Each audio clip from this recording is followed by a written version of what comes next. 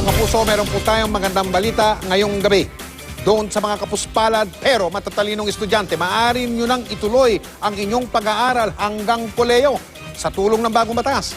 Yung mga nangungunang 10 top 10 na mga mag-aaral sa mga pampublikong high school ay pwede nang maging scholar ng bayan. Aral na mabuti. Nakatutok si June Veneracio.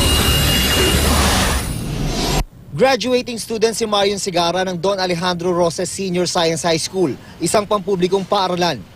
Hindi naging hadlang ang kahirapan para magpursige siya sa pag-aaral. Mula first year hanggang third year, hindi siya nawawala sa top 10. At mukhang ganun din ang kalalabasan kapag natapos na ang school year na ito.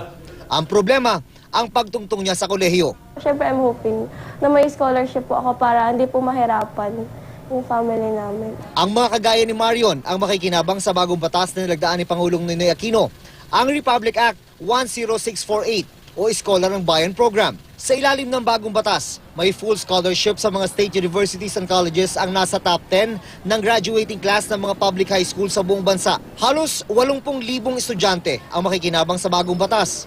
Malaking tulong daw ito, sabi ng Department of Education, dahil nasa 50% ng mga nagtatapos sa high school ang hindi nakakapagkolehiyo dahil sa kahirapan. Dahil nga po dito, tayo ngayon ay nakakasiguro halos na ang lahat ng ating mga mahuhusay na mag-aaral na magsisipagtapos will have an opportunity to proceed to college. Pero base sa batas, hanggang first year lang ang sagot ng Scholar ng Bayan Program. Ang mga susunod na taon, sasagutin naman ng Financial Assistance Program ng Commission on Higher Education o CHED kung kwalipikado ang estudyante.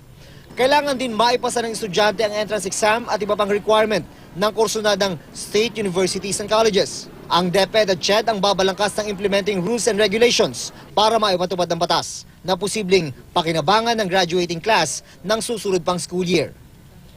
June Veneracio, Nakatutok, 24 Oras.